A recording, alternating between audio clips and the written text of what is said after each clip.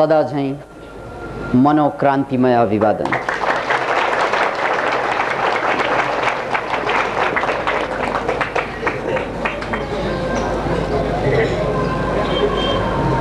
भगवान श्री कृष्णले अर्जुनलाई ज्ञानको सम्बन्धमा व्याख्या गर्दा भन्नुभएको एउटा सूत्र अभ्यासेन तु कौन्तेय वैराग्येन च गृह्यति। अभ्यासेन तु कौन्तेय वैराग्येन च गृह्यते। हे कुंती नंदन अर्जुन, अभ्यास र वैरागबाट अभ्यासेन तु कौन्तेय वैराग्येन अभ्यास र वैरागबाट त्यसलाई उपलब्ध गर। त्यो भनेको हामी जम्मैले खोजिरहेको, त्यो भनेको जन्म जन्मान्तरणको खोज र यो त्यो कसैले भगवान भन्छ।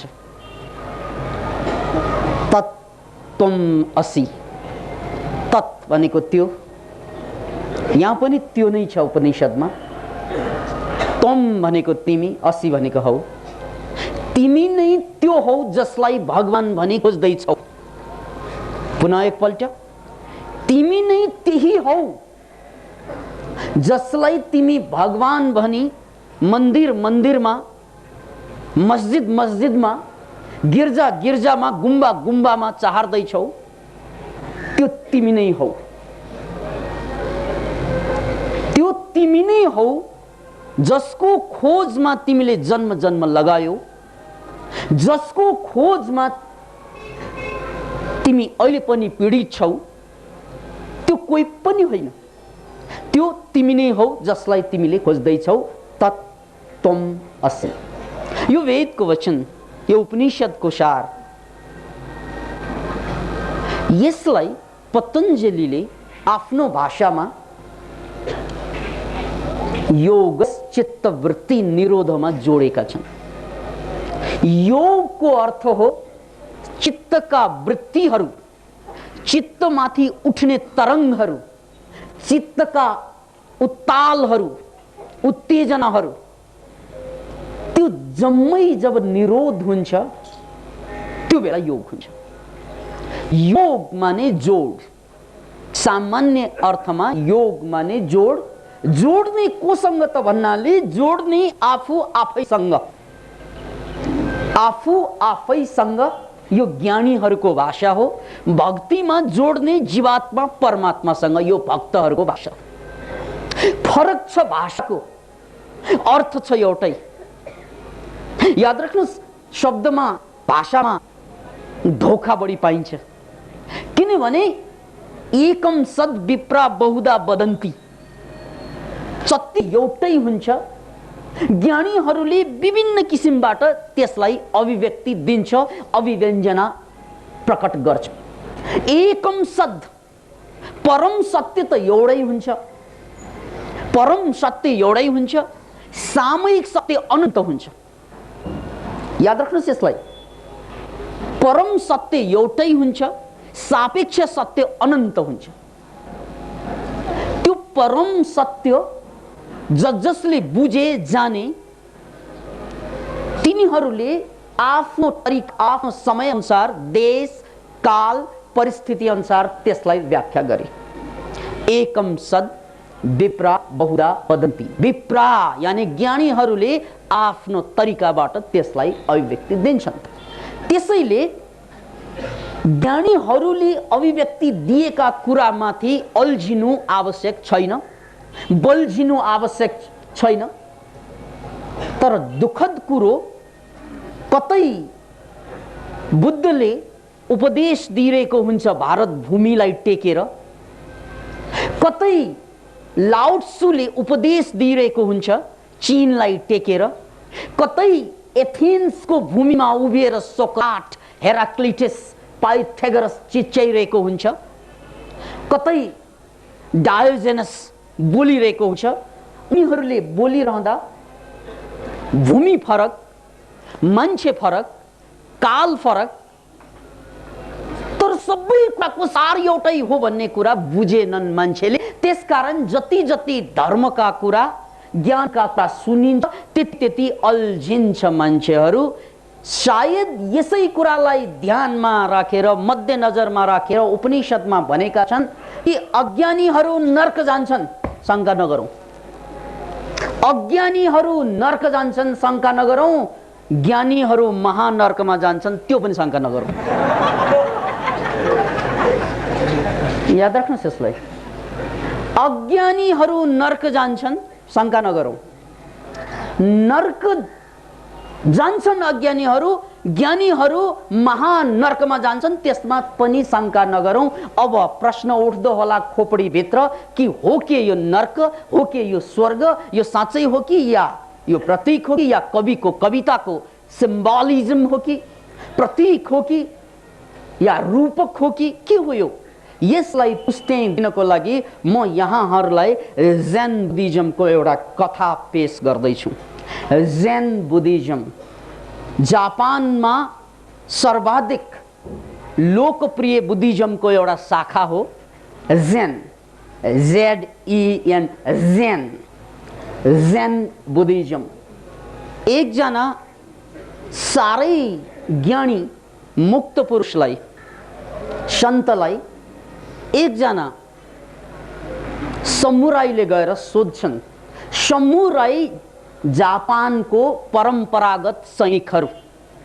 याद राख्नुहोस्, जसरी यतातिर क्षेत्री भनेपछि क्षेत्रलाई रक्षा गर्ने, देशलाई रक्षा गर्ने मानिन्छ, त्यस्तै भारतमा राजपूत भनेपछि बहादुर ठानिन्छ, त्यस्तै जापानमा समुराई भनेपछि इज्जतका साथ बहादुर, साँच्चै बहादुर मान्छे समुराई, परम्परागत सैनिक। र उनीहरू बडो विचित्र हुँदा रहेछन्, उनीहरूको शिक्षा बडा विचित्र छन्।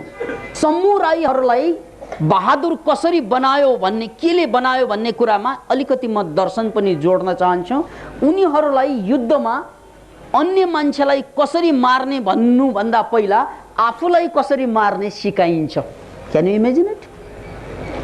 अरूलाई मार्ने, शत्रु पक्षलाई सिद्ध्याउने सैनिकको धर्म हो। सामान्यतया सैनिकको धर्म शत्रु पक्षलाई सिद्ध्याउनु हुन्छ, तर शत्रु पक्षलाई सिद्ध्याउनु अगाडि स्वयंलाई कसरी सिद्ध्याउने त्यसको ट्रेनिङ हुन्छ समुराईहरूको बीचमा।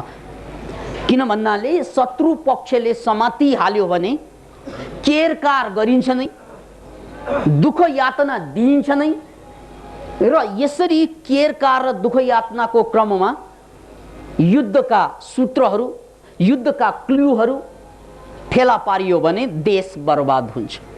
त्यसकारण उनीहरूलाई मार्ने कसरी, सैनिक शत्रु पक्षका सैनिकलाई सिद्ध्याउन अगाडि आफैलाई कसरी सिद्ध्याउने भन्ने एउटा ट्रेनिङ दिँदो रहेछ। त्यसलाई हाराकिरी भनिन्छ। हारा भनेको हाम्रो यो नाइटो भन्दा 3 अम्मल तल चिनिया साहित्यमा यसलाई, चिनिया दर्शनमा यसलाई टान्डेन भनिन्छ। र त्यहाँ जहाँ टान्डेन छ, स्वाधिष्ठान चक्र भन्दा अलिकति माथि, त्यो एउटा यस्तो पोइन्ट रहेछ जहाँ सामान्यतया छुराले चिरिदियो भने बिना दुखाइ साइनाइडको काम गर्दो रहेछ। जसरी साइनाइड खाएपछि मान्छे तुरन्तै मर्छ, त्यस्तै त्यहाँ सानो घाउ ठिक ठाउँमा चट्ट लाउन सक्यौं भने तुरन्तै मर्दो रहेछ। ट्राई नगर्नुस्, किनभने यहाँ अभ्यासको कुरा आइरहेको छ।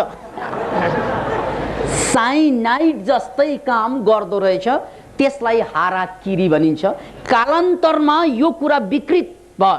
किन भन्नाले त्यो सेन्टिमिटर कहाँ छ, त्यो पोइन्ट कहाँ छ, त्यसलाई पत्ता लगाउन नसकेपछि अन्य ठाउँमा चिरिन्छ अनि दुःख हुन्छ। अनि त्यो सानो 1 सेन्टिमिटर चिर्दा पुग्ने ठाउँमा कहाँ छ भनेर चिर्दा चिर्दै मर्छ मान्छे।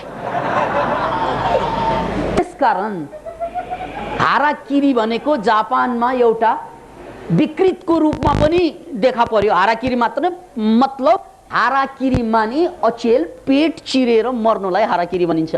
खास पेट चिरेर होइन, त्यो हारा सेन्टरलाई, त्यो टान्डेनलाई चाहिँ धक्का दियो, काट्यो भने त्यहाँबाट मान्छे सकिन्छ। याद राख्नु, संस्कृत भाषामा योग शास्त्रमा स्वाधिष्ठान भन्ने त्यो चक्रको नाउँ हो। स्व अधिष्ठान, यहाँ दुईवटा शब्द छ स्वाधिष्ठानमा, यो दुईवटा शब्दको समास हो। स्व भनेको आफू, अधिष्ठान भनेको जहाँ आफू कसिएर बसेको हुन्छ, जहाँ प्राण कसिएर बसेको हुन्छ, जहाँ आफू भनेको प्राण कसिएर बसेको हुन्छ त्यो ठाउँलाई स्वाधिष्ठान, अथवा जहाँ स्वयंको प्राण टिकेको हुन्छ र जहाँ धक्का दियो भने त्यो प्राण छुट्न सक्छ, त्यसलाई स्वाधिष्ठान चक्र भनिन्छ। त्यो स्वाधिष्ठान चक्र यता रेकीको भाषामा टान्डेन भनेर हामीले जाउँछौँ। यो रेकी मास्टर डिग्रीमा पुगिसकेपछि मास्टर प्र्याक्टिसमा त्यही टान्डेनलाई जगाउने काम हुन्छ। किन भन्नाले त्यो सम्पूर्ण विश्व ब्रह्माण्डको जीवनको केन्द्र टान्डेन नै हो, स्वाधिष्ठान नै हो। त्यसकारण त्यो टान्डेन सुतेको कारणले गर्दाखेरि हामी पशुवत जीवन बाँचिरहेका छौँ। याद राख्नुहोस्, पशु अर्थ पास शब्दबाट बन्छ। पासको अर्थ बाँधिन।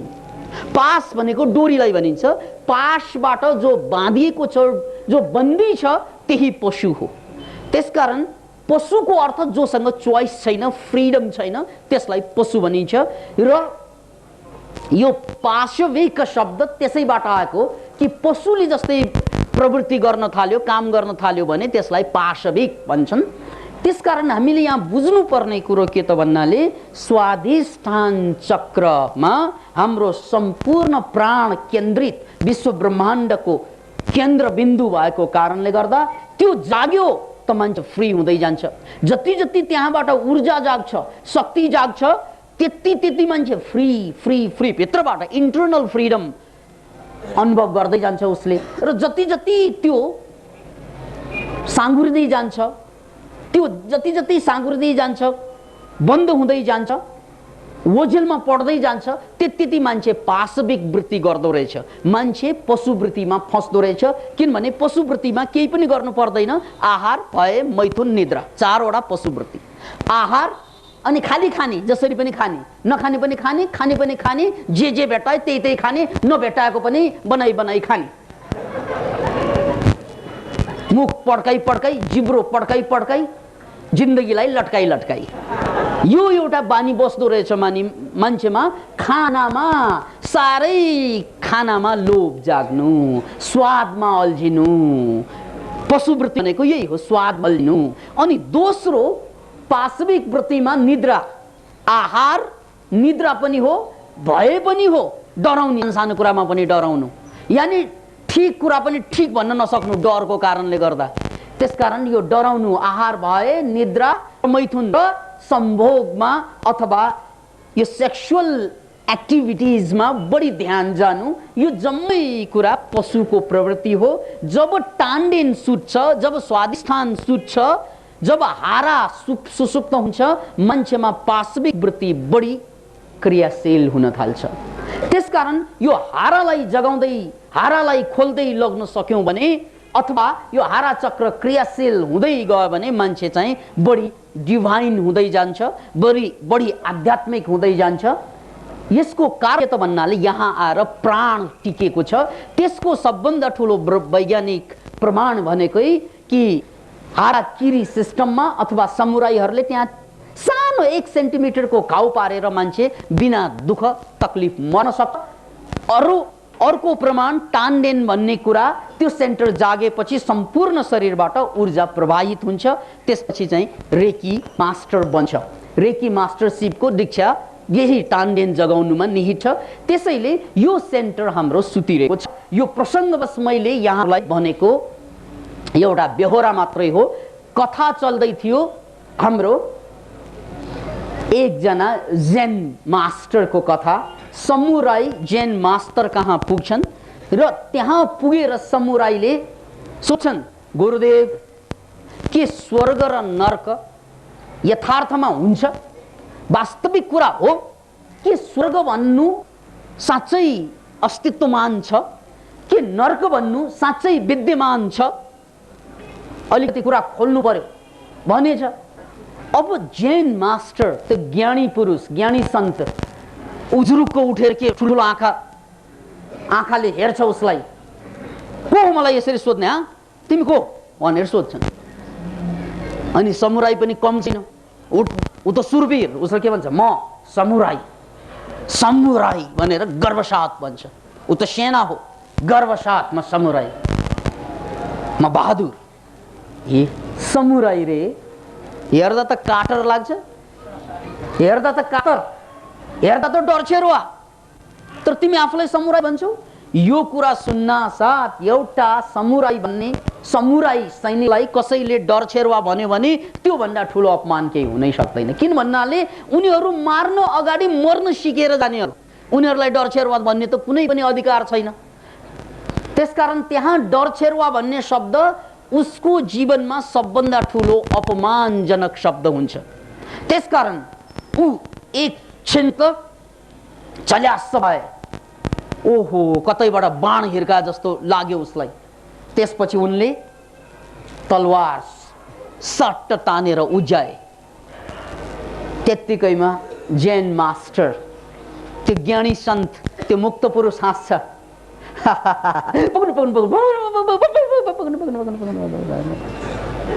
यही हो नर्क, बुझिस्?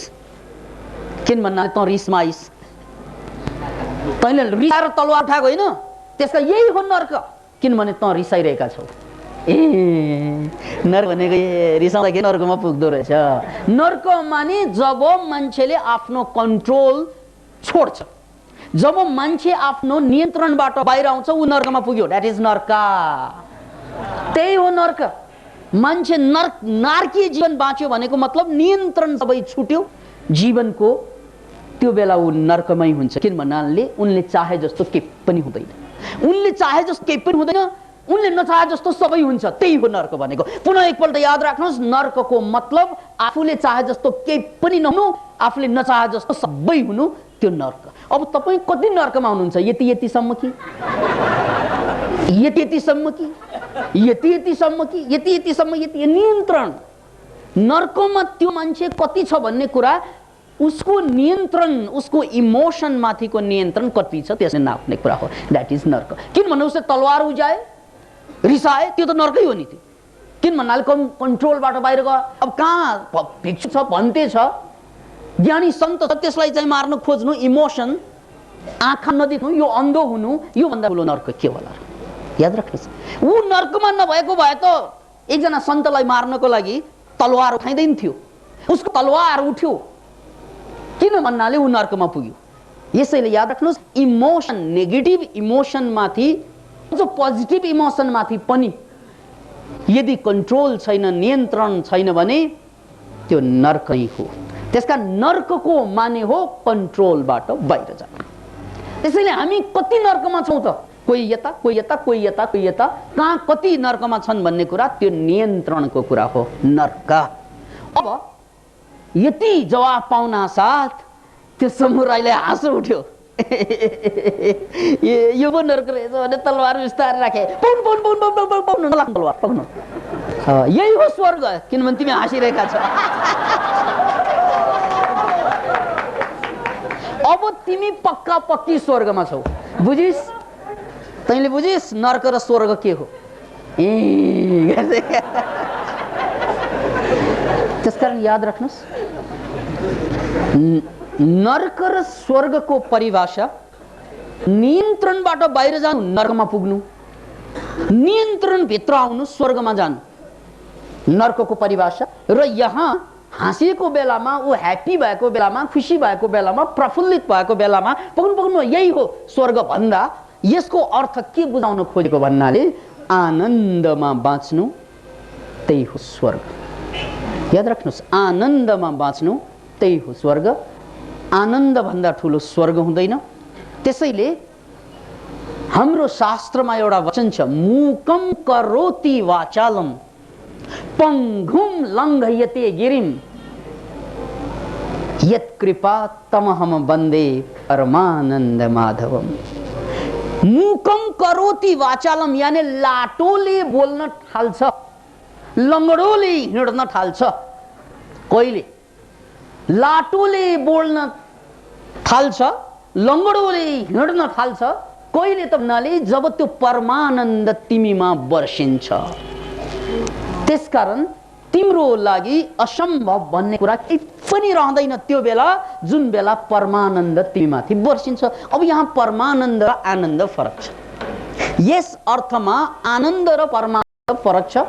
किन भन्नाले आनन्द भनेको कजेटिभ आनन्द भयो, हाम्रो कज छ, कारण छ। के कारण? म आनन्दित किनभने प्रवचन सुन्दैछु। अब प्रवचनबाट बाहिर गयो भने फेरि चाहिँ दुखी हुन्छ।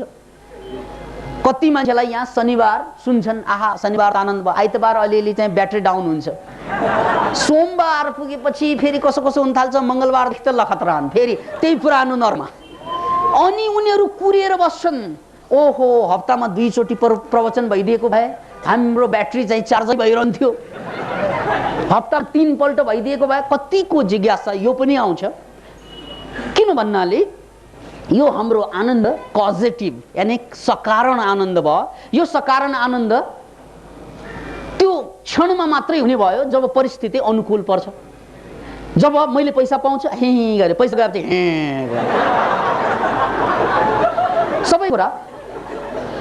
अब जब सफल हुन्छ हे गर्छ, असफल भएपछि ए। आखिर सफलता र असफलता भनेको धेरै टाढाको कुरा रहेनछ। यो मुख छ नि, सफल भयो नि ए माथि जान्छ, यसरी असफल भयो यसरी तल आउँछ। सफलता र असफलता त्योभन्दा बेसी त रहेछ।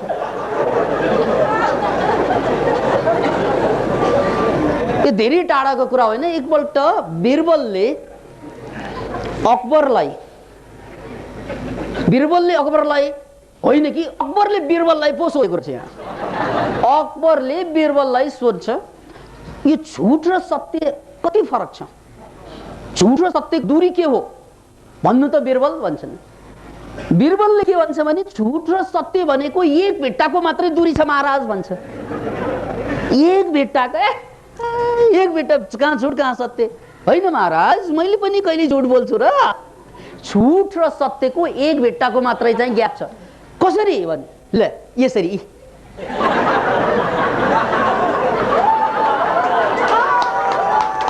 किनभने कबीर साहबको वचन यहाँ भनौँ, कानों सुनी झूठ सब आंखों देखी सांझ, कानों सुनी झूठ सब आंखों देखी सांझ, दरिया देखी जानिए यह कंचन यह कांच। कानले सुन्ने त सबै झुटै हुन्छन्, आँखों देखी साँझ। किन भन्नाले हामीले यहाँ कानबाट सुन्ने कुराहरू, बजारमा पाइने कुराहरू थुप्रै छन् जो कानबाट सुनिन्छ। पत्र पत्रिका भनेको त्यही हो, रेडियो टेलिभिजन भनेको त्यही हो, त्यो कानबाट सुन्ने हो। तर आँखों देखी भनेको आफैले नभोगेसम्म, नजानेसम्म त्यो कुरा जम्मै झुट हुन्। त्यसैले झुट र सत्य कति टाढा छ? कान यहाँ छ, आँखा यहाँ छ, एक भिट्टा भन्दा कम, धेरै टाढा छैन, एक भिट्टा भन्दा कम टाढा छ झुट र सत्य। यदि सत्यलाई बुझ्नु छ भने अनुभवमा आउनु पर्छ, झुटलाई अनुभव चाहिँदैन। झुट भनेको सर्वव्यापी, जहाँ पनि हुन्छ झुट, तर सत्य भनेको सर्वव्यापी हुँदैन। याद राख्नुहोस्, अब हामीलाई सिकाएको के? सत्य सर्वव्यापी। सत्य त एकदमै सापेक्ष भएर बस्छ। हाम्रो यो कन्सियस माइन्डले भेट्टाउने सत्य सापेक्ष हुन्छ, र अघि मैले निरपेक्ष सत्यको कुरा गरेँ, त्यो कन्सियस माइन्डले भेट्टाउने सत्य होइन। त्यहाँ फेरि पतञ्जलिमा फर्कनु पर्छ। त्यहाँ पतञ्जलिले भन्नुभएको सूत्र छ नि कि योगस चित्तवृत्ति निरोध, जहाँ चित्तका वृत्ति सम्पूर्ण निरोध हुन्छ त्यो बेला छाङ्गै जुन कुरा देखिन्छ त्यही हो सत्य। त्यो बेला त्यहाँ चित्त हुँदैन, त्यहाँ विचार हुँदैन, त्यहाँ तर्क हुँदैन, त्यहाँ गणित हुँदैन, त्यहाँ सपना हुँदैन, त्यहाँ कल्पना हुँदैन, त्यहाँ के पनि हुँदैन। त्यसलाई बौद्ध धर्ममा शून्यताको कुरा गरेछ। शून्यता, शून्यवाद।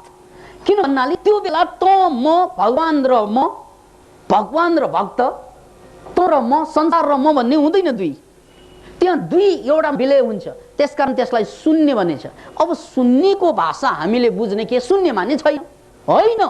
शून्य माने छैन, होइन। आकाश पनि शून्य, आकाश के भने शून्य। ले शून्य प्लेन कहाँ उड्छ नि? आकाश छैन, आकाश नै छैन भने प्लेन कहाँ उड्छ? कोठामा उड्दैन, उड्छ त बाहिरै शून्यमा।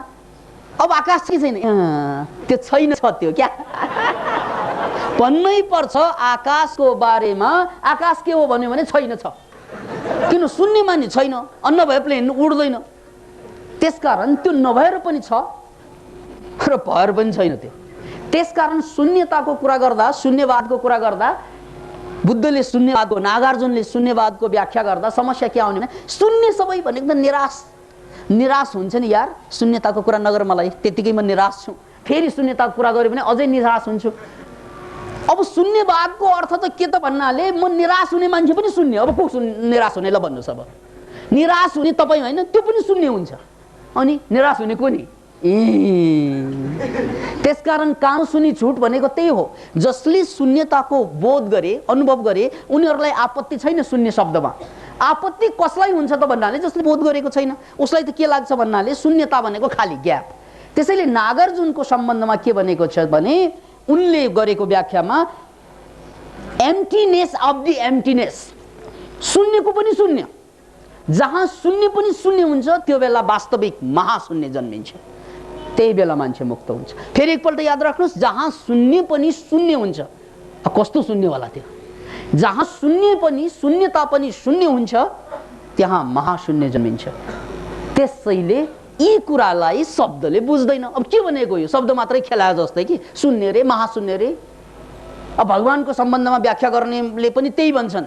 एकचोटि शङ्कराचार्यले भन्दै थिए भगवानको सन्दर्भमा, संसारमा जे जति कुरा छन् सबैको कारण छन्। त्यस्तो मान्न मिल्यो, त्यसलाई त मान्न मिल्छ। तर भगवान हुनुको कुनै कारण छैन। याद राख्नुहोस्, संसारमा जे जति कुरा छन् सबैको कारण छन्, तर भगवान हुनुको कारण छैन। किनभने ऊ कारणको पनि कारण भएको कारणले गर्दा ऊ हुनुको कारणै छैन। लजा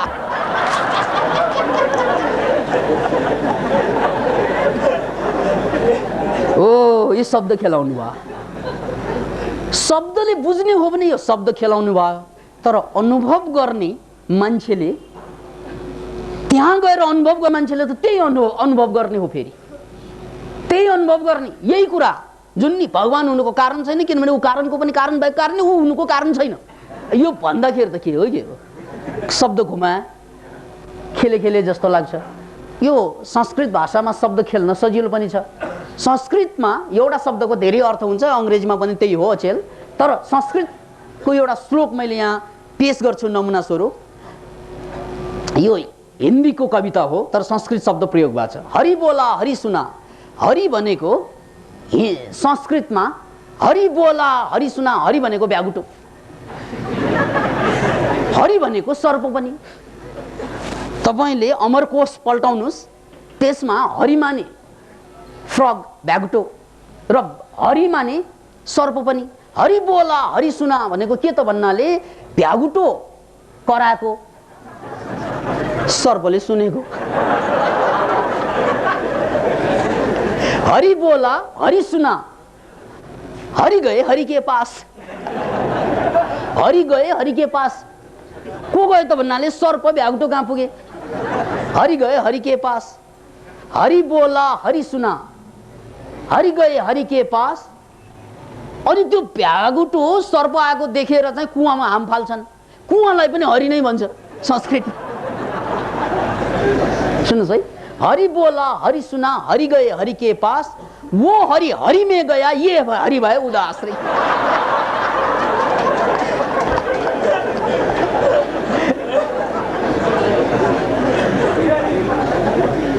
फेरि एकपल्ट, वन्स मोर। हरि बोला हरि सुना, हरि गए हरि के पास। ये हरि हरि में गया, वो हरि भए उदास। ये शब्दको खेल भयो। तर यहाँ परमात्माको विषयमा, आत्माको विषयमा शब्दको खेल होइन, यो त अनुभवको कुरा हो। अनुभवको कुरा भन्नु पनि मिल्दैन। तपाईहरुमध्ये कति अध्यात्मको धेरै गहिराईमा गइसकेका साथीहरु हुन्छन्, कति मध्ये यहाँ दर्शनका विभिन्न पक्षहरूलाई मनन गरेका हुनुहुन्छ होला। उहाँलाई मैले अनुभवी ज्ञान भनेको, मुक्ति भनेको अनुभव भन्दा गाह्रो परिरहेको पनि हुन सक्ला। के यो विकासानन्दलाई थाहा छैन रहेछ त्यहाँ माथि। किन भन्नाले ज्ञान भनेको मुक्ति भनेको कहाँ अनुभव हो र? मुक्ति भनेको अनुभवै हो, ठोकेर भन्छु। तर यस्तो अनुभव जहाँ अनुभवी हुँदैन, याद राख्नुहोस्। अनुभवी बिनाको अनुभवलाई मुक्ति भनिन्छ, केक्ति भनिन्छ? सोधेको प्रश्न क्या। अनुभवी बिनाको अनुभवलाई मुक्ति भनिन्छ। त्यहाँ व्यक्तित्व हुँदैन, अस्तित्व मात्रै हुन्छ। जहाँ व्यक्तित्व विलय हुन्छ त्यहाँ अस्तित्व प्रकट हुन्छ। जहाँ अस्तित्व विलय भइरहेको हुन्छ त्यहाँ व्यक्तित्व प्रकट हुन्छ। पर्सनालिटी, यो पर्सनालिटी छ नि मान्छेको, हो यो व्यक्तित्व भयो। तर यो व्यक्तित्व भन्दा धेरै धेरै धेरै धेरै माथिल्लो कुरा अस्तित्वको बोध, अस्तित्व बोध। अब यहाँ अस्तित्वको अर्थ पनि नेवारहरू चाहिँ नेवार हुनु अस्तित्व भन्छन्, त्यो अस्तित्व गलत भाषा। नेपालीहरूको अस्तित्व बचाउनु पर्छ, केही पनि अस्तित्व छैन नेपालीहरू। भारतीयहरूको अस्तित्व हुँदैन त्यस्तो। अस्तित्वको अर्थ हो जो वास्तवमै छ, त्यो हो अस्ति माने छ। जो वास्तवमै छ त्यो नेवार, गुरुङ, भारत, नेपाल, हिन्दू, बौद्ध, कांग्रेस, कम्युनिस्ट, यो जम्मै त मान्छेले छाप हानेर बनाएको। कहाँ अस्तित्व हो त्यो? त्यो अस्तित्व होइन, त्यो त आर्टिफिसियल फ्याक्टर हो। त्यो आर्टिफ्याक्ट, दे आर नट अस्तित्वज, दे आर आर्टिफ्याक्ट्स। त्यो त काम चलाउको लागि बनाएका कुराहरू। त्यसैलाई अस्तित्व भन्यो भने अस्तित्व कहिले पाउने हो, अस्तित्व कहिले बुझ्ने हो? त्यो झुटो कुरा। याद राख्नुहोस्, अघिको कुरा म जोड्छु। अज्ञानीहरू नर्कमा जान्छन्, किनभने अज्ञानीहरूले त गलत काम गर्छन् नै, त्यसकारण उनीहरू नर्कमा जान्छन्। ज्ञानीहरू महानर्कमा जान्छन्, किन भन्नाले जान चाहिँ फेरि गल्ती गर्यो भने त्यो महानर्कमा पुगिन्छ। जस्तो एउटा उदाहरण पेश गर्न चाहन्छु चुरोटको। चुरोट तानेर चुरोट खाने मान्छेलाई क्यान्सर, हृदय रोग, रुगाखोकी आदि इत्यादि धेरै रोग हुने सम्भावना हुन्छ, त्यो सबैलाई थाहा भएको कुरा। तर कतिपय मान्छेलाई थाहा छैन यो। कतिपय मान्छे जस्तै अब गाउँका मान्छेहरू एकदम आजभन्दा 50 वर्ष अगाडि नै मान्छेलाई चुरोटले चाहिँ बेफाइदा गर्छ भन्ने थाहा कम थियो।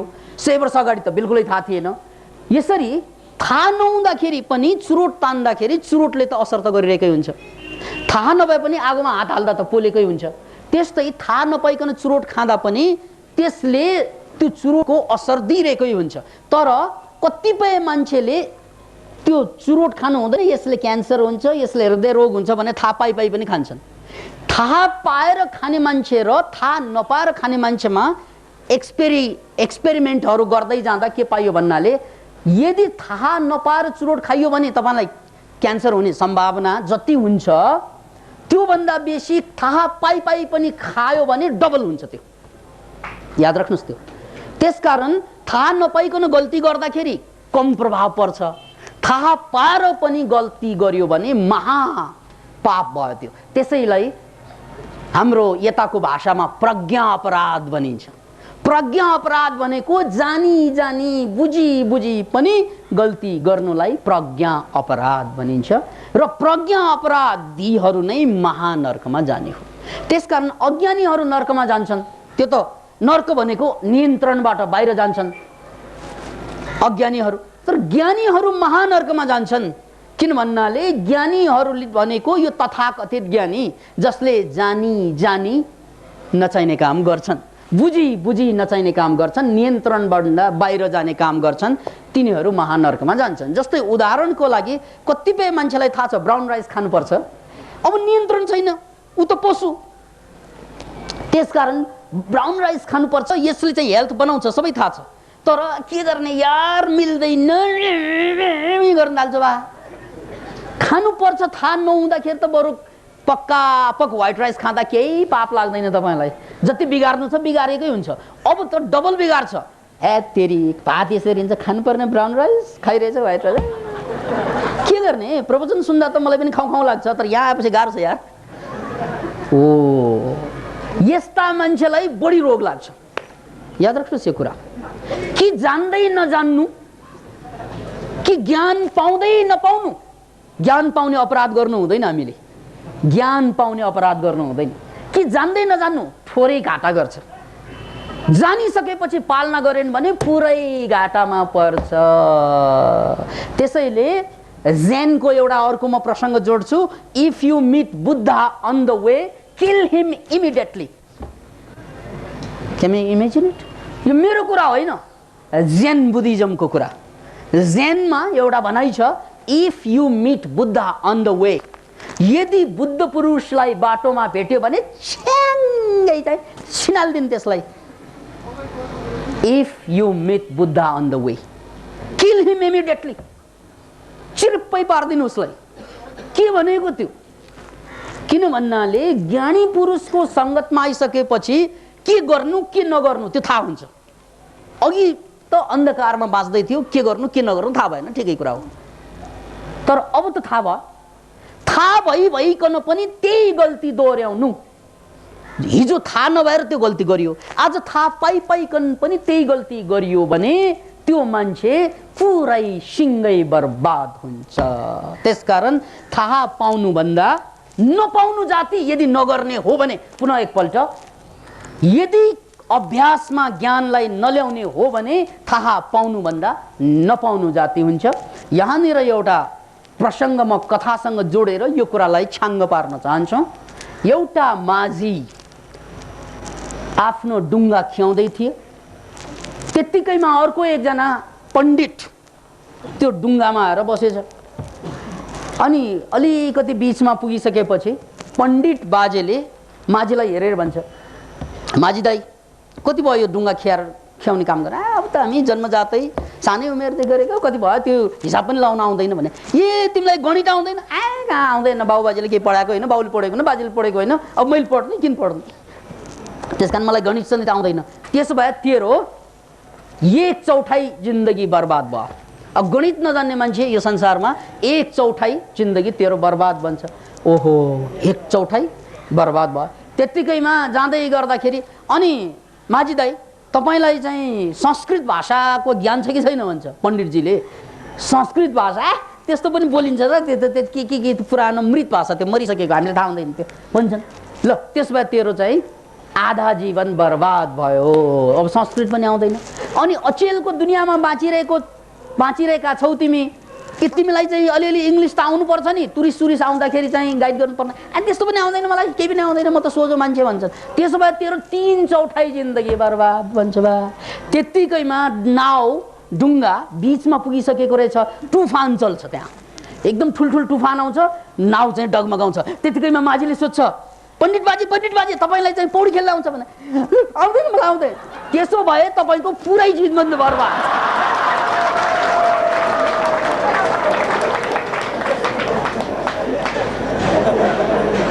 याद राख्नुहोस्। त्यसकारण ज्ञान यदि प्र्याक्टिकल भइदिएन भने तुफान आउने बेलामा तपाईँलाई बचाउने कोही पनि हुँदैन। तुफान, यो प्रवचन सुन्नलाई त ठिकै छ, यो स्वास्नीसँग बिहेभ गर्नु पर्यो भने थाहा हुन्छ तपाईँलाई प्रवचनले काम चल्दैन यार। तपाईँ हाकिमसँग डिल गर्नु पर्यो भने थाहा हुन्छ तपाईँलाई, हे तेरो त्यत्रो सुनेर आएको, यहाँ त के मान्छे यस्तै पैसै चाहिँदो रहेछ भनेर फर्कन्छ। जहाँ पनि पैसाको बोलबाला भनेर फर्कन्छ। त्यो मोराई थाहा छैन कि आफ्नो अक्ल, आफ्नो ज्ञान खुलिरहेको छैन अझै, त्यो ज्ञान अभ्यासमा आइरहेको छैन अझै, अस्तित्वमान भइरहेको छैन अझै, त्यो थाहा हुँदैन उसलाई। उसले के भन्छ भन्नाले ज्ञान गुणका कुरा धेरै सुनियो तैपनि आखिर चाहिने पैसै रहेछ। झुट झुट।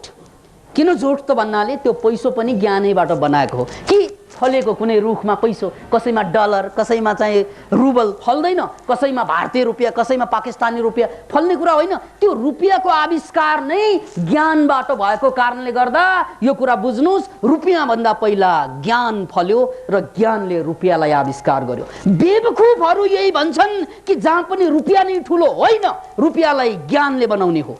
रुपियाँले ज्ञान बनाउँदैन, रुपियाँले मूर्ख बनाउला। याद राख्नु, बेवकुफ बनाउला धेरै भन्दा धेरै। त्यसकारण चाहिँ धनी मानीका छोराछोरीहरू संसारमा कहिल्यै महान भएनन्। याद राख्नुहोस् यो कुरा, धनी मानीका छोरा। किन भन्नाले उनीहरूसँग धन बाहेक केही पनि हुँदैन। त्यो अनुभव कहाँ, त्यो सङ्घर्ष कहाँ? त्यसैले दुनियाँमा सबभन्दा गरिब मान्छे त्यो हो जोसँग धन बाहेक केही पनि हुँदैन। याद राख्नुहोस् यो कुरा। त्यसैले ज्ञान अनुभव भइदिएन भने त्यसले प्राण लिन सक्छ। पुनः एकपल्ट, ज्ञान अनुभवमा आइदिएन भने त्यो ज्ञानले प्राण हर्न सक्छ। त्यसकारण ज्ञान या त सुन्दै नसुन्नु, या त सुनिसकेपछि कुनै पनि हालतमा त्यसलाई अभ्यासमा ल्याउनै पर्ने हुन्छ। अब पुनः म गीताको श्लोकमा आएर पहिलो चरणको कार्यक्रम टुङ्गो लाउन गइरहेछु। म गीताको श्लोकमा अभ्यास र वैराग, हे कुन्ती पुत्र, तिमीले यो मुक्ति, तिमीले यो शक्ति, तिमीले यो वास्तविक ज्ञान प्राप्त गर्नको लागि दुई कुरालाई जीवनमा उतार्नै पर्छ। एउटा हो अभ्यास। किन भन्नाले अभ्यास भएन भने अभ्यास वैराग्याभ्याम तन्निरोध भनेर पतञ्जलिले भन्नुभएको छ। अभ्यास वैराग्याभ्याम तन्निरोध। तन् भनेको त्यहाँ, यहाँ चित्तवृत्ति, जसले हामीलाई शक्तिहीन बनाइदिएछ, क्षीण बनाइदिएछ, त्यो चित्तवृत्तिलाई निरोध गर्नको लागि या त्यो भगवानको अनुभव गर्नको लागि या त्यो परम आनन्दको बोध गर्नको लागि, अस्तित्व बोध गर्नको लागि दुई कुरा मात्रै चाहिन्छ अर्जुन। एउटा कुरा हो सतत अभ्यास। अभ्यासेन तू, किन भन्नाले मान्छेको जीवनको सबभन्दा ठुलो दुर्भाग्य नै ज्ञान सुन्छन्, एउटा कानबाट सुन्छन्, अर्कोबाट उडाइदिन्छन्, अभ्यासमा ल्याउँदैनन्। अभ्यासमा नल्याएपछि त्यो ज्ञान अज्ञान भन्दा खतरनाक हुन्छ। पुनः एकपल्ट, अभ्यासमा नलाएको ज्ञान अज्ञान भन्दा खतरनाक हुन्छ। त्यसकारण पहिलो काम त अभ्यास, अभ्यास, अभ्यास। धेरै चाहिँदैन। 6 महिना कुनै पनि साधना लगातार एउटै समयमा दिनको 1 घण्टा अभ्यास गर्दा पनि ओहो जीवनमा नौलो नौलो कुरा फुर्न थाल्छ। जस्तै मेरो जीवनकै कुरा, मेरो उदाहरण लिने हो भने अलिकति एक्सट्रिम होला। मैले जनकपुरमा बसेर 1 महिना मात्रै लगातार ध्यान गरेको। त्योभन्दा पहिला यहाँ पनि गर्थेँ, तर यहाँ ध्यान गर्दाखेरि विभिन्न कारणले गर्दा कहिले गरिन्थ्यो, कहिले गरिँदैन थियो। तर जनकपुरको गाउँमा बसेर लगातार ध्यान गरेँ र त्यो ध्यान गर्ने क्रममा 1 महिनापछि ममा भावावेश जागृत भयो र त्यो भावावेशमा परेर मेरो पद्मासनमा बसेको मेरो शरीर फुट फुट फुट फुट उफ्रिन थाल्यो, भ्याउटो चाहिँ, फ्रग चाहिँ। र त्यो उफ्रिएपछि बल्ल कुरा मलाई बोध के भयो भन्नाले ओहो यसरी पद्मासन लगाएको छु, तर त्यो पद्मासन पनि उड्दो रहेछ। अहिले त कल्पना गर्न सक्दैन, छटठट्टा गरे होला, त्यो पनि होला र किनभने न भूतो न भविष्यति, त्यो देखेको होइन, भोगेको होइन। तर जब मलाई भयो त्यो बेला पहिलोचोटि मैले के थाहा पाएँ भन्नाले ओहो यो शरीरलाई नियन्त्रण गर्ने मैले जानेको शक्तिभन्दा बाहिर पनि शक्ति रहेछ।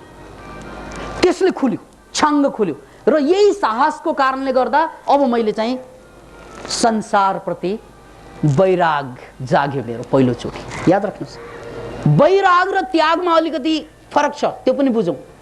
वैराग भनेको जस्तै मसँग यो कोट छ, यो कोट लाएर पनि म वैरागी बन्न सक्छु। तर त्यागी भनेको अलिकति फरक छ। त्यागमा चाहिँ ठिकै छ, कोट चाहिँ छिकेर फालिदियो, त्यो त्याग भयो। अब फालिएपछि पनि अब गरिबलाई चाहिँ कोट दिएँ, तर मनमा के लागिरहेछ, है तेरि सित्तै दिएको, है तेरि त्यो मोरालाई अस्ति कोट दिएको, बाटोमा भेट्यो भने सलाम पनि गरेर, है मोरा काका अस्ति तँलाई कोट दिएको मै हुँ, सलाम गर्नु पर्दैन मलाई। यो त्यागले अलि धोका दिन्छ मान्छेलाई।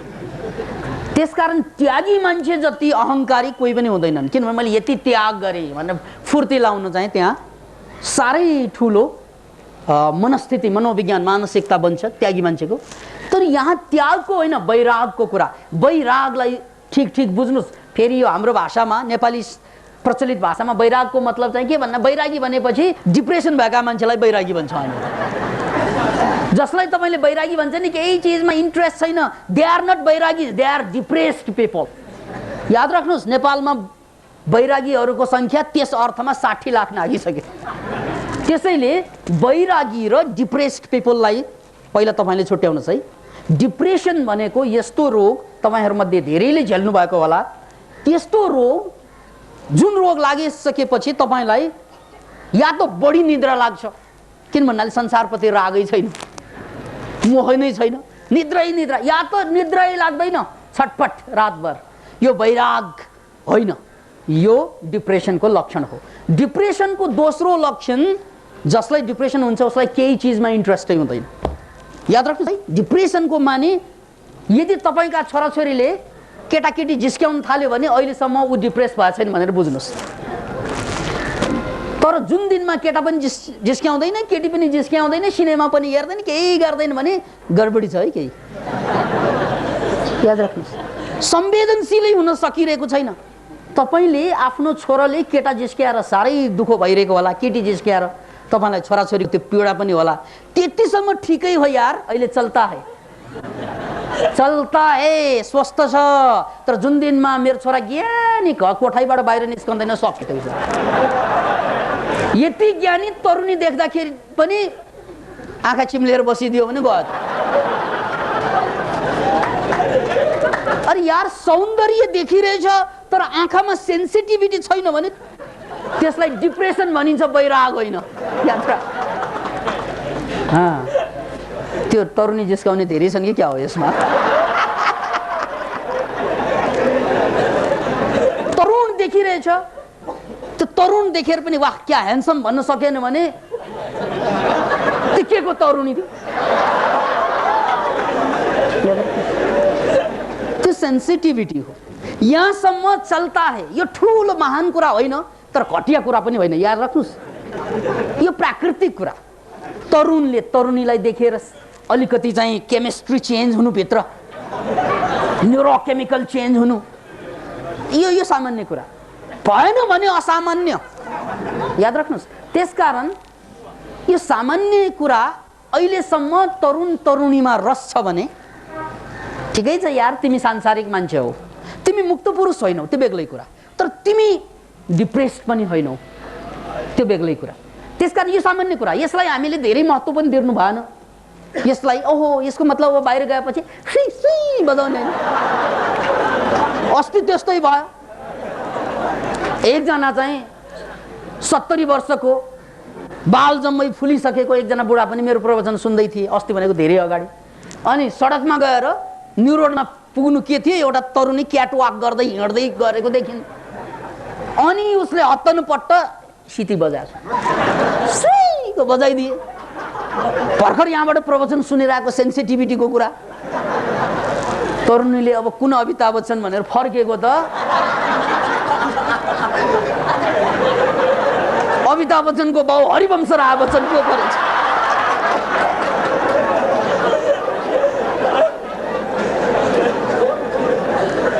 त्यो देखेर तरुणीलाई त रिस उठ्यो। ओ मिस्टर, यस्तो बुढा बाल जम्मै सेतो भइसक्यो, अझै सिटी बनाउने के गर्नु नानी? बाल पो सेतो भयो, दिल त अझै कालो छ।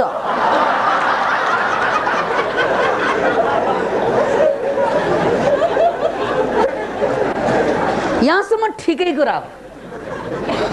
यो अपराध नमान्नुहोस् यसलाई। यसलाई अपराध होइन, स्वभाव हो। यो मानवीय स्वभाव हो। यो राम्रो भनेको होइन मैले, किनभने यसलाई खराब पनि भन्दिनँ म। यसलाई म राम्रो त भनिरहेकै होइन र खराब पनि भनिरहेको छैन। यो मानवीय गुण हो, संवेदनशीलता हो, यो संवेदना हो। त्यसकारण यसलाई तपाईँले राम्रो नराम्रो दर्जामा नराखिकन it is as it is, यो जस्तो छ त्यस्तै चाहिँ स्वीकार गर्नुहोस्। अब रह्यो कुरा वैराग भनेको यो सेन्सेसन भन्दा माथि, डिप्रेसन भनेको यो सेन्सेसन भन्दा तल। या त यसबाट माथि उठिन्छ मान्छे, या त यसबाट झरिन्छ मान्छे, त्यही बसिरहन सक्दैन। मैले तिमीलाई यति मन पराएँ, यति मन पराएँ, मन पराउँदा मन पराउँदै मन पराउनै नसक्ने गरी मन पराएँ गर्छन् मान्छेहरू। अब कति मन पराएको होला, कोटाइसक्यो प्रेमको। अब दिल कहीं नहीं लगता, दिल लगाने का अंजाम है ये रे। यसलाई डिप्रेसन भनिन्छ, इट इज नट वैराग। अब दिल कहीं नहीं लगता, दिल लगाने का अंजाम है, यसलाई डिप्रेसन भनिन्छ, यसलाई वैराग भनिदैन। डिप्रेसनबाट मान्छे बर्बाद हुन्छ, शारीरिक रूपमा मानसिक रूपमा बर्बाद हुन्छ, त्यसमा शंका छैन। तर वैरागबाट मनको क्रान्ति सुरु हुन्छ। याद राख्नुहोस्। त्यसैले यदि वैराग बुझ्नु छ भने मैले राम्रै कोट लगाइरहेको हुन्छु, तर त्यसमाथि वैराग, मनमा वैराग छ भने त्यो कोटप्रतिको मोह छुट्छ। याद, मोह छुट्छ। घर बनाइरहेको हुन्छ, घरप्रतिको मोह छुट्छ, तर घरैमा हुन्छौ तर मोह छैन। मानौ भोलि घर जल्यो भने पनि ए ठिकै छ, अस्ति नै भड्काउँछु भनेको, अब राम्रै भयो, जलेपछि भड्काउँ। भगवान् धन्यवाद, किन भन्नाले नयाँ घर फेर्न अलि हामीले ढिलो गऱ्यौँ, त्यसकारण तैँले आगो लगाइदियोस्, ठिकै छ। यो हो वैराग। अब यो वैरागको एक्सट्रिम उदाहरण मैले मेहर बाबाबाट, किनभने मेहर बाबा साँच्चैकै ऐतिहासिक पात्र, त्यसकारण उहाँको प्रसङ्गलाई जोडेर अलिक खुलाउन चाहन्छु। मेहर बाबा एकजना सन्त र उहाँको श्रीमती पनि त्यस्तै सन्त। एक दिन मेहर बाबा घरबाट बाहिरबाट घर फर्कँदा जहिले पनि खाना आफ्ना 2 छोराहरूसँग बसेर खान्थे सपरिवार। त्यो दिनमा छोराहरू चाहिँ अगाडि देखेनन् अनि श्रीमतीलाई सोध्छन्, खोइ नि त हाम्रा बुढाहरू, उनीहरू आज खाएर सुते, तपाईँ खानुहोस् न भने। अनि खाए, पक्का खाना खाए। अनि खाना खाने नै क्रममा स्वास्नी चाहिँले सोध्छन्, होइन हजुर, मैले 20 वर्ष अगाडि 2वटा चाहिँ सुनको बाला पहिला बिहेमा कसैसँग पुइँचो ल्याएको, त्यो त फुस्कै बिर्सेको, त्यो मान्छे पनि परदेश गएको, त्यसकारण बिर्सेको। आज त्यो सन्दुक चाहिँ, पुरानो सन्दुक चाहिँ खोल्दा त्यो सन्दुकबाट के पाइयो त भन्नाले 2वटा पुरानो सुनका चाहिँ बाला पाइयो, त्यसलाई फर्काउनु पर्छ कि भनेर प्रस्ताव राख्छन्। त्यतिकैमा मेहर बाबाकी श्रीमतीको कुरा सुनेर बाबाले के भन्नुहुन्छ भने, हैन अरूको चिज हामीलाई किन चाहियो र पठाइदिनु, होइन तपाईँलाई चित्त त दुख्दैन, ए तेरी तिमी पनि त्यो कुरा गर्ने, चित्त अरूको सामान अरूलाई पठाउँदा के को चित्त दुख्नु भन्छन्। ल ठिकै छ। त्यतिकैमा अब खाना खाइवरी चाहिँ कोठामा पस्छ त उसले यस्तो दृश्य देख्छ, मनमा भुइँचालो जान्छ, मनमा प्रलय हुन्छ, कयामत जाग्छ। के त भन्नाले दुवै छोरा मरिसकेको रहेछ। Can you imagine it? स्वास्नीले लोग्नेलाई मजाले खाना खुवाए, छोरा मरिसकेका विभिन्न कारण, त्यहाँ कारण नखुलाउँ, मरिसकेको लास अर्को कोठामा छ, तर स्वास्नी रत्ती पनि विचलित भएनन्। मेहर बाबा कोठामा पस्ना साथ आफूलाई सम्हाल्न सक्दैनन्, उनी क्वाँ रुन्छन्। त्यतिकैमा स्वास्नी अथवा श्रीमती चाहिँले पछाडि हात दिएर भन्छन्, यही त हो नि 2 सुनका बाला, जसले दिए फर्काएर ल्याऊ। अब यसमा तपाईहरुलाई पनि पर्दा ताली ठोक्यो भने तपाईहरु बाहिर पर्दा त सक्दैन त्यो, त्यही पहिचान हुन्छ कि सुन्दा यो ठुलो कुरा जस्तो लाग्छ, तर आफूलाई पर्दाखेरि अरूलाई पर्दा कुराउने, आफूलाई पर्दा जोराउने।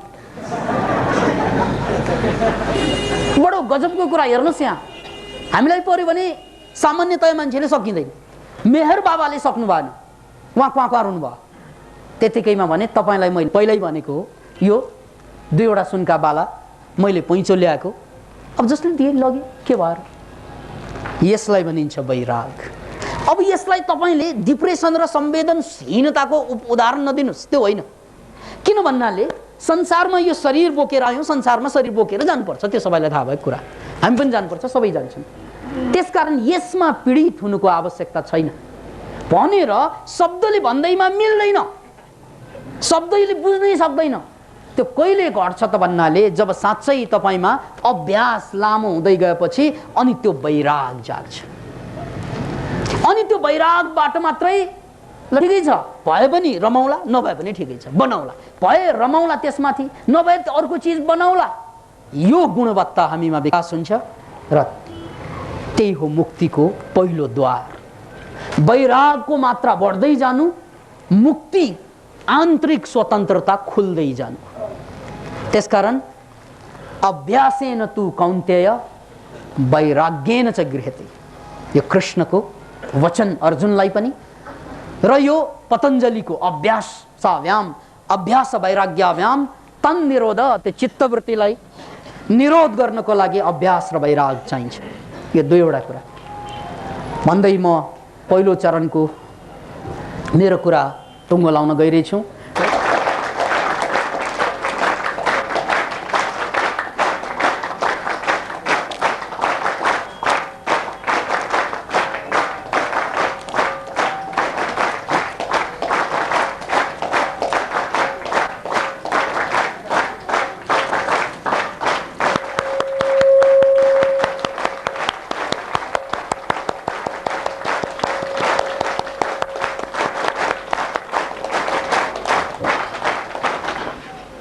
स्वामी विवेकानंद जी, विकासानंद जी, स्वामी भएर संसार बदल्ने अभियानमा धेरै महापुरुषहरू अगाडि आउनु भएको छ। विकासानन्दजीले त्यो यात्रा थाल्नु भएको छ र आज संयोग भयो म बेग्लै क्षेत्रको मान्छे, हठात मलाई जितेन्द्रजीले यहाँ आउनका निम्ति आमन्त्रण गर्नुभयो। मलाई लाग्यो ज्ञान गङ्गाको एउटा विशाल क्षेत्र छ जहाँ हामी एकै ठाउँमा हुन्छौँ। भित्र अन्तर्मुखी हुने अन्तर्जगतको यात्राको हामी सबै सहयात्री हुन्छौँ। राजनीति, विज्ञान, दर्शन, यी साना साना आँखी झ्यालहरूबाट संसारलाई हेर्ने र बुझ्ने एक ढङ्गको प्रयत्न हुन्छ। तर जीवनको अन्तरयात्रामा, हृदयतर्फको अन्तरयात्रामा हामी सबै एकै ठाउँमा हुन्छौँ। यो यात्रामा विकासानन्दजीले यति धेरै साथीहरूलाई, खास गरी तरुण पुस्ताका साथीहरूलाई एक ठाउँमा जम्मा गराएर आफूलाई बदल्ने अभियानको, सारा संसारलाई बदल्नुभन्दा पहिला आफ्नो हृदयतर्फको यात्रा प्रारम्भ गराउने जुन प्रयत्न गर्नुभएको छ, यो यात्रालाई, यो ऊर्जालाई अभिवादन गर्न मैले आवश्यक ठाने। त्यसैले आज संयोगवश म तरुण पुस्ताको साथीहरूको त्यो ऊर्जालाई अभिवादन गर्न चाहन्छु, तपाईँहरूको यो चेष्टालाई अभिवादन गर्न चाहन्छु। तपाईँहरूको केही छिनका निम्ति भए पनि यो बिहानको चिसोमा चिसो भोगेर पनि केही गर्ने सङ्कल्पको जुन थालनी भइराखेको छ, म तपाईँहरूको सङ्कल्पलाई अभिवादन गर्न चाहन्छु। यहाँ अहिले धेरै आत्माको, परमात्माको कुरा भयो, ईश्वरको कुरा भयो, तत्त्वमसि, तत्त्वमसिको कुरा भयो। मानिसले बेग्ला बेग्लै अर्थमा बुझ्छन् भगवान। म आफूलाई पनि आध्यात्मिक चिन्तनतर्फ डोरिएको मान्छे भनेर चिनिन म चाहन्छु। मेरो रुचि, मेरो रुझान त्यतापट्टि छ र वास्तवमा यो मैले आफूले विकसित गरेको रुचि पनि होइन। यो स्वाभाविक हो, आत्माको प्रकृति। शरीरको सायद त्यो प्रकृति हुँदैन होला। शरीर जुन क्षय हुन्छ, यो एउटा सत्य, परम सत्य के हो भनेर हामीले एकछिनका निम्ति अहिले यहाँ छलफल गऱ्यौँ भनेदेखि यो शरीरको क्षय हुनु यो सत्य। तर केही कुरा क्षय हुँदैन।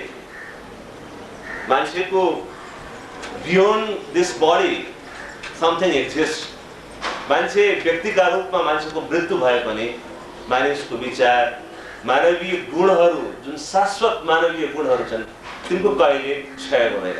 त्यो हरेक पुस्ता पछाडि, दर पुस्ता पुस्ता ती शाश्वत मानवीय गुणहरू जीवित रहन्छन् र मानिस यसरी यो सामूहिकतामा मानवीय चेतना, मानवीय शाश्वत गुणहरू चाहिँ जीवित रहन्छ। त्यसैले शरीर क्षय भए पनि त्यो सामूहिक चेतनाको प्रयत्नमा, त्यसको खोजीमा लाग्ने चाहिँ मानिसहरूको रुझान पनि स्वाभाविक हो जस्तो मलाई लाग्छ। त्यसैले आज मैले एउटा अनौठो संयोग यसलाई म मान्दछु कि संयोगले मलाई जितेन्द्रजी हठात 2 दिन अगाडि यस्तो कार्यक्रम हुन्छ, विकासानन्दजीको, स्वामी विकासानन्दजीको प्रवचनको कार्यक्रम हुन्छ, उहाँले पुस्तकहरू लेख्नु भएको छ। मैले उहाँले लेखेको पुस्तकहरू पढेको थिइनँ। मलाई त्यही साँझ जितेन्द्रजीले किताब चाहिँ छोडिदिनु भयो। उहाँको आत्मकथा मैले पढेँ र एउटा ठुलो रूपान्तरणको चाहिँ कथा। मैले एउटै कुर्सीमा बसेर 1 घन्टा 45 मिनट कति समय मलाई लाग्यो। मैले उहाँको चाहिँ आत्मकथा सिद्ध्याएँ। आत्मकथाहरू धेरै हामीले पढेका छौँ। गान्धीले आफ्नो आत्मकथालाई सत्यको प्रयोग भन्नुभएको छ, जहाँ केही पनि कुराहरू नलुकाइकन गान्धीले चाहिँ आफ्ना जीवनका अत्यन्त असहज कुराहरूलाई पनि व्यक्त गर्ने प्रयत्न गर्नुभएको छ। मैले उहाँको पनि आत्मकथा पढेँ। उहाँको बाल्यकाल, बाल्य जीवन जुन ढङ्गले चाहिँ बित्यो, त्यसमा अन्तर्निहित मनोविज्ञान, आफूले गरेका गल्तीहरू, कमी कमजोरीहरू र त्यो कमी कमजोरीहरूबाट पार पाउने उहाँको प्रयत्नलाई जुन निर्भयतापूर्वक, सत्यतापूर्वक उहाँले चाहिँ राख्नु भएको छ, मलाई त्यो पनि स्तुत्य लाग्यो, मलाई त्यो पनि वन्दनीय लाग्यो। धन्यवाद स्वामी विवेकानन्दजी यो प्रयत्न गर्दै हुनुहुन्छ युवा पुस्ताका साथीहरूलाई आफूतर्फ फर्कने, आफ्नो हृदयतर्फ फर्कने र यो ऊर्जाले एउटा सही मार्ग पाओस् भन्ने शुभकामना म व्यक्त गर्न चाहन्छु। र मलाई लाग्छ उद्देश्य नभएको जीवन, उद्देश्य प्रष्ट नभएको जीवन पनि आनन्ददायक हुँदैन। म मेरो आफ्नो अनुभवको कुरा म तपाईँहरूलाई सुनाउँछु। पोहोर साल म मेरो परिवारका सदस्यहरूसँग राजस्थानमा माउन्ट आबुमा म गएँ भ्रमण गर्ने सिलसिलामा, त्यो ठाउँ हेर्ने सिलसिलामा। जैनहरूको अत्यन्त विख्यात 5वटा मन्दिरहरू छन् माउन्ट आबुमा, दिलवाडा मन्दिर भन्छन् उनीहरू। त्यो मन्दिरमा प्रस्तर मूर्तिहरूको पत्थरलाई कुँदेर यति राम्रो स्थापत्य कलाको निर्माण भएको छ। ताजमहल हेर्न आउने सारा संसारका टुरिस्टहरूको निम्ति एउटा कारण हुन सक्छ विश्वको अनौठो यो कृति हो भन्ने। त्यत्तिकै महत्त्वको 1000 वर्ष, झन्डै 1000 वर्ष अगाडि बनेका ती मन्दिरमा जुन ढङ्गले पत्थरलाई कुँदेर मूर्तिहरू बनाइएका छन्, फुल, कलश अथवा चाहिँ सगुनका थुप्रै कुराहरू चाहिँ दिवालमा, माथि सिलिङमा सर्वत्र जसरी बनेको छ, त्यो हेर्दा मान्छे अभिभूत हुन्छ। त्यो मन्दिर निर्माण गर्ने प्रसङ्गको एउटा कथा मैले एउटा पुस्तकमा पढ्ने अवसर पाएँ। जब त्यो मन्दिरको निर्माण हुँदै थियो, एउटा वैरागी, उहाँले भन्नुभएको जस्तो वैराग्य अरू कारणले होइन, आफ्नो कर्मको बन्धनबाट मुक्त भएको मानिस, कर्तापनको अभिमानबाट पनि मुक्त भएको मानिस, म यसो गर्दैछु भन्ने अभिमानबाट पनि मुक्त भएको साँचो वैरागी जीवनको अर्थ फेरि पनि खोज्नका निम्ति त्यही बाटोमा गइराखेको बेलामा उसले त्यो मन्दिर निर्माणमा व्यस्त भएका 2टा श्रमिकहरूलाई भेट्टायो। एउटा श्रमिक अत्यन्तै झिँजो मानेर, झर्को मानेर पत्थर चाहिँ कुद्ने काम गरिरहेको थियो, फोड्ने काम गरिरहेको थियो। सोध्यो त्यो चाहिँ वैरागीले, के गर्दैछौ भाइ तिमी? त्यो श्रमिकले भन्यो अत्यन्त झर्को मानेर, देख्दै रौ तिमी बुढाबा म के गर्दैछु, दिनभरि पसिना चुहाएर यहाँ चाहिँ हात खुट्टा सबै चाहिँ दुख्ने गरी यो पत्थर चाहिँ फोडिराखेको चाहिँ छु। ती वैरागी बिस्तारै अगाडि बढे। अर्को एउटा श्रमिक पनि त्यसै गरी पत्थर काटिराखेको थियो, कुदिराखेको चाहिँ थियो, तर अत्यन्त मस्त भएर गीत गाई झुमी झुमी पत्थर काटिराखेको चाहिँ थियो, आफ्नो काममा व्यस्त थियो। सोध्यो त्यो वैरागीले, के गर्दैछौ भाइ तिमी? त्यो श्रमिकले भन्यो म एउटा मन्दिर बनाउने प्रयत्न गर्दैछु, म मन्दिर निर्माण गर्दैछु। अनि यसबाट चाहिँ हामीले बुझ्ने प्रयत्न गर्नुपर्छ जस्तो मलाई लाग्छ कि 2टा मानिस एकै ढङ्गको काम गर्दै थिए, तर एउटा श्रमिकलाई म के गर्दैछु भन्ने कुराको जानकारी थियो, उद्देश्य उसको सफा थियो, उसलाई थाहा थियो के गर्दैछु, मैले गरेको कामबाट एउटा सुन्दर मन्दिरको यहाँ निर्माण हुन्छ भन्ने उसलाई जानकारी थियो। आफ्नो काममा, आफ्नो कामको उद्देश्यका प्रति अत्यन्त आत्मीयतापूर्वक लागेको मान्छे कठोर परिश्रम गर्दा पनि रमाई काम गर्दै थियो। अर्को मानिस त्यत्तिकै मेहनत गर्दै थियो, तर उसलाई आफ्ना कामका प्रति रुचि उत्पन्न हुन सकिराखेको चाहिँ थिएन। ऊ चाहिँ अत्यन्त दुःख मानेर, झिजो मानेर आफ्नो काम गरिराखेको थियो। मलाई लाग्छ हामीले, हाम्रो पुस्ताले, हाम्रो देशले, हरेक पेशामा भएका मानिसहरूले बुझ्नुपर्ने, सिक्नुपर्ने र ठम्याउनु पर्ने बाटो यही हो। हामी जे गर्दैछौँ त्यो निष्ठापूर्वक, इमान्दारीपूर्वक ठम्याएर सिकोलेर कुरा कि म यो उद्देश्यका निम्ति गर्दैछु भनेर आफ्नो उद्देश्य सफा राखेर काम गर्यो भनेदेखि एउटा मन्दिरको निर्माण हुन्छ, एउटा